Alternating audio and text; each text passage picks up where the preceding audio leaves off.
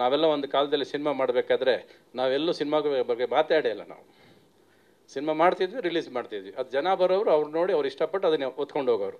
So ಸಿನಿಮಾನ ಜನ ಒತ್ಕೊಂಡು ಹೋಗ್ಬೇಕು, ನಾವು ಕಷ್ಟಪಟ್ಟು ಪ್ರೀತಿಯಿಂದ ಮಾಡ್ಕೊಂಡು ತರಬೇಕು. ಚಂದನ್ ಶೆಟ್ಟಿ ಫಸ್ಟ್ ಸಿನಿಮಾ ಮಾಡಿದ್ರೆ ಅನ್ನೋದು ಗೊತ್ತೇ ಇರಲಿಲ್ಲ ನನಗೆ. ಟ್ರೈಲರ್ಗಳು ನೋಡಿ ಆಮೇಲೆ ಇವ್ರು ಹೇಳೋದು, ಇಲ್ಲ sir first full fleshed hero ಮಾಡಿರೋದು ಇದೇ ಫಸ್ಟ್ ಸಿನಿಮಾ, ಬೇರೆ ಸಿನಿಮಾ ಎಲ್ಲ ಪಾತ್ರ ಮಾಡಿದ್ದೀನಿ ಅಂತಲ್ವ ಹೇಳಿದ್ದು ನೀವು. ಓಕೆ, ನೀವು ಆಲ್ ದ ಬೆಸ್ಟ್, ನಿಮಗೆ ಒಳ್ಳೇದಾಗಲಿ. ಆಲ್ ದ ಬೆಸ್ಟ್, ನಿಮಗೂ ಒಳ್ಳೇದಾಗಲಿ. ಅಪೂರ್ವ ನಮ್ಮ ಹುಡುಗಿನೇ, ನೀವು ಯಾವತ್ತಿದ್ರು ಬನ್ನಿ, ಅದಕ್ಕೆ ಸಲಹೆಯಿಂದ ಬೈತೀನಿ. ಬನ್ನಿ, ಪರಲ್ಲ, ನನ್ನ ಪಕ್ಕದಲ್ಲಿ ನಿಂತ್ಕೊಳ್ಳಿ. ಇಲ್ಲ, ಅವಳು ಯಾವತ್ತು ಗ್ಲಾಮರೇ ಕಣೆ, ನಮ್ಮ ಹುಡುಗಿ. ಅವಳು ಗ್ಲಾಮರ್ ಆಗಿದ್ದಕ್ಕೆ ರವಿಚಂದ್ರನ್ ಕಣ್ಣು ಬೀಳೋದಲ್ವಾ, ಇಲ್ಲದ್ರೆ ಎಲ್ಲಿ ಬೀಳುತ್ತೆ, ಏನಕ್ಕೆ ಬೀಳುತ್ತೆ?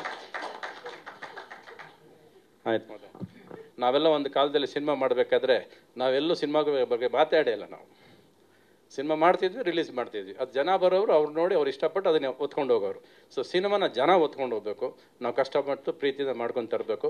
ಚಂದನ್ ಶೆಟ್ಟಿ ಫಸ್ಟ್ ಸಿನಿಮಾ ಮಾಡಿದ್ರೆ ಅನ್ನೋದು ಗೊತ್ತೇ ಇರಲಿಲ್ಲ ನನಗೆ. ಟ್ರೈಲರ್ಗಳು ನೋಡಿ ಆಮೇಲೆ ಇವ್ರು ಹೇಳೋದು, ಇಲ್ಲ sir first full fleshed hero ಮಾಡಿರೋದು ಇದೇ ಫಸ್ಟ್ ಸಿನಿಮಾ, ಬೇರೆ ಸಿನಿಮಾ ಎಲ್ಲ ಪಾತ್ರ ಮಾಡಿದ್ದೀನಿ ಅಂತಲ್ವ ಹೇಳಿದ್ದು ನೀವು. ಓಕೆ, ನೀವು ಆಲ್ ದ ಬೆಸ್ಟ್, ನಿಮಗೆ ಒಳ್ಳೇದಾಗಲಿ. ಆಲ್ ದ ಬೆಸ್ಟ್, ನಿಮಗೂ ಒಳ್ಳೇದಾಗಲಿ. ಅಪೂರ್ವ ನಮ್ಮ ಹುಡುಗಿನೇ, ನೀವು ಯಾವತ್ತಿದ್ರು ಬನ್ನಿ, ಅದಕ್ಕೆ ಸಲಹೆಯಿಂದ ಬೈತೀನಿ. ಬನ್ನಿ, ಪರಲ್ಲ, ನನ್ನ ಪಕ್ಕದಲ್ಲಿ ನಿಂತ್ಕೊಳ್ಳಿ.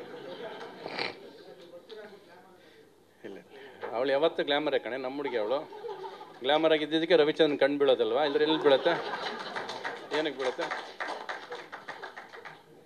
ಆಯ್ತು.